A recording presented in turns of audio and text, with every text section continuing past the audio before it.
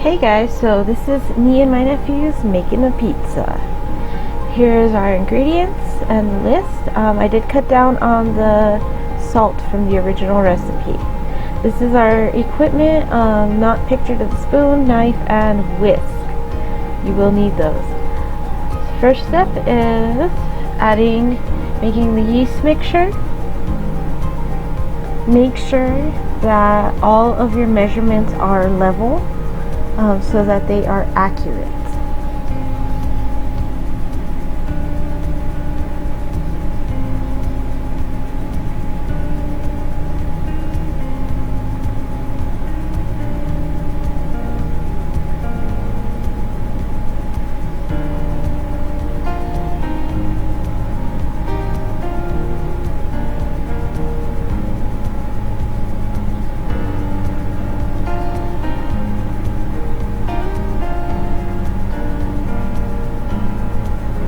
When you're stirring this all together, make sure that if any yeast sticks to the spoon, that you rinse it off in the water. It should come just right off.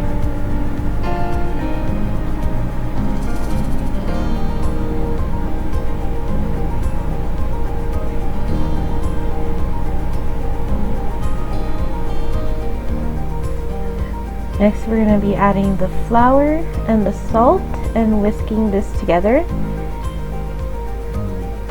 This is all we really have for dry ingredients. I did lower the salt. It was originally 2 tablespoons in the tasty recipe, and I lowered it to 1 tablespoon, and I felt that was still too much. I thought it was still too salty, so I lowered it just a pinch to 2 teaspoons, which is, I think, might have been a misprint in the tasty recipe.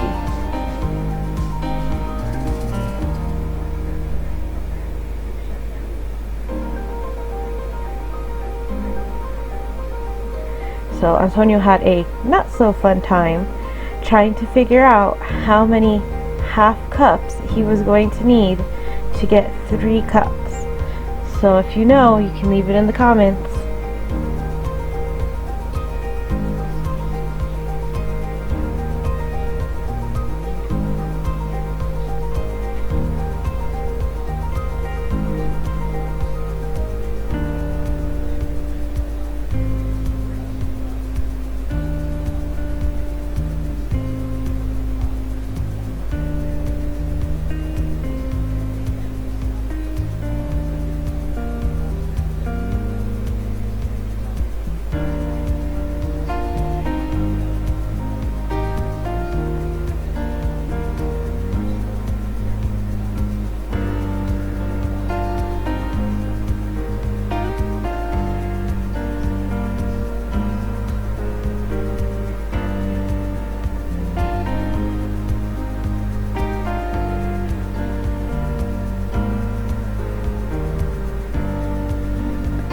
So this little cool measuring spoon, I believe it's from Dollar Tree, and it clicks into different measurements from 1 teaspoon to 4 teaspoons.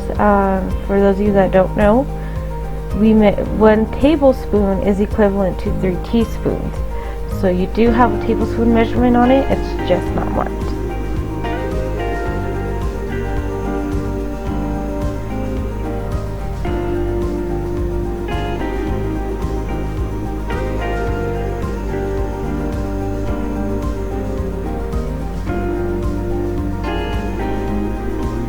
Alright, so now time to add the wet ingredients into the dry. You can see Antonio here making a well into the ingredients. First thing we're going to add is our 1/4 cup of olive oil. This olive oil is a delicious one. I got it from World Market. I highly recommend this brand. I've used it several times.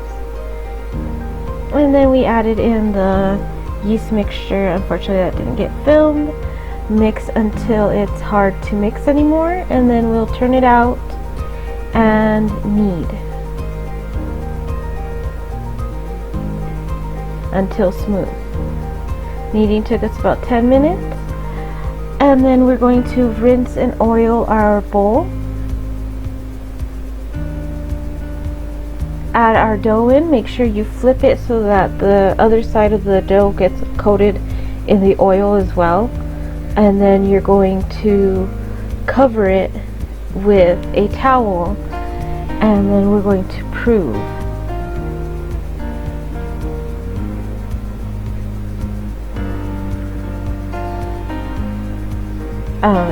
We found about an hour and a half proof worked for this. Our instructions did say up to 2 hours, so make sure you check on it, check till it's doubled, and then the fun part of punching down.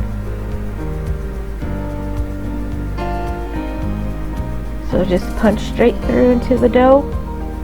It's one of the best things. You feel all that air come out. Dump it out, give it a light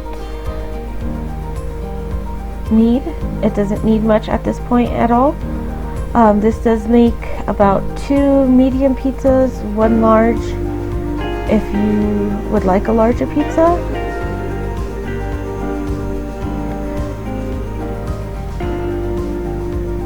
The dough should be pretty soft at this point.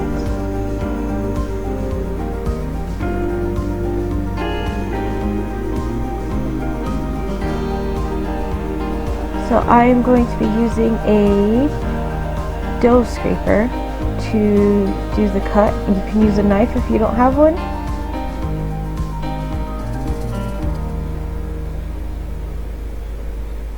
Shape your pieces. I did make mine a little rounder. I should have made them more flat. So you kind of want to flatten a flattened ball shape, because that'll give you a nice start to stretching your pizza.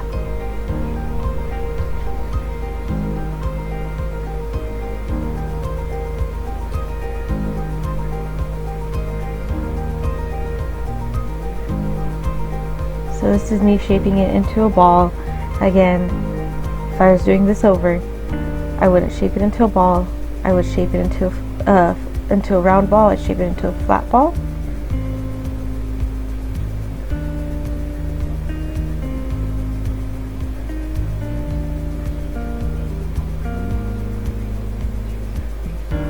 And then you're going to cover and prove again until soft.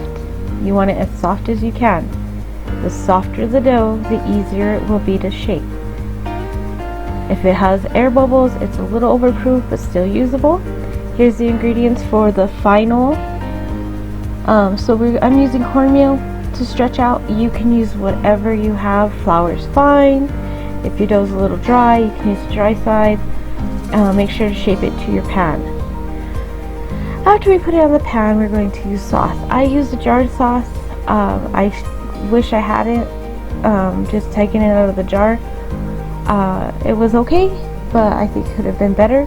I use about 4 tablespoons right in the middle, and then you're going to go in a clockwise swirl, spreading that out with the back of your spoon. Make sure to be careful not to go over the edge, because if you get sauce on your crust, it will burn, and not in a good way.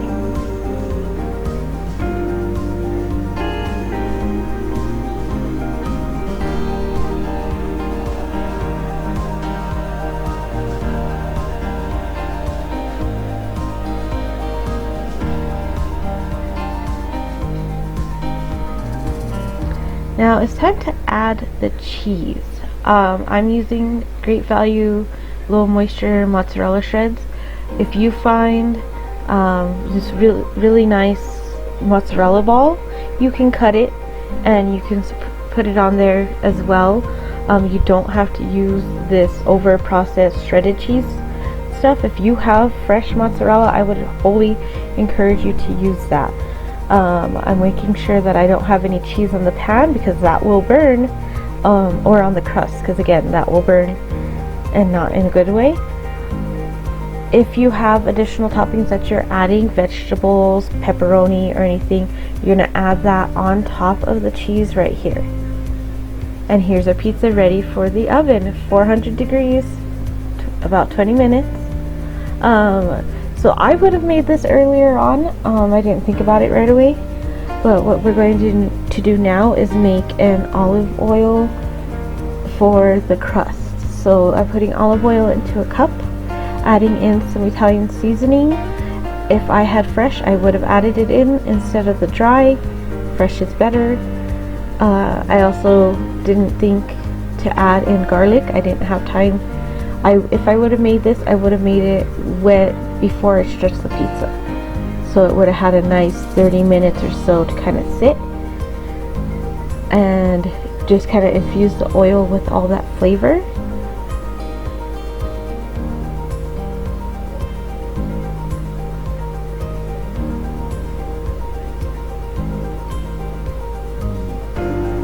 So here's our pizza, nice and fresh out of the oven. The crust didn't get as golden as I would like. I had the oven fresh at a lower temperature, and I think that might be why. So I'm just going around and brushing on the flavored olive oil. Again, the earlier you make this, the longer it sits, the better it will taste. You can even put this put your pizza back in the oven for a minute or two, especially if you have garlic, to kind of toast that garlic.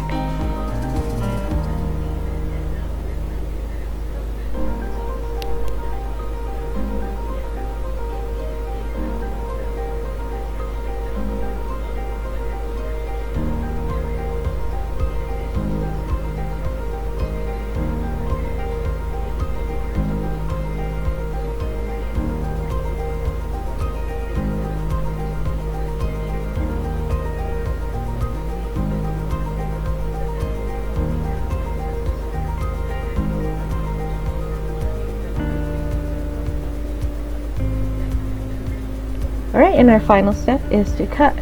So make sure you're not going back and forth. Push down hard, push it forward, or pull it back. Whichever way you want to use with your pizza cutter, you don't want to be going back and forth. That will hack up your pizza.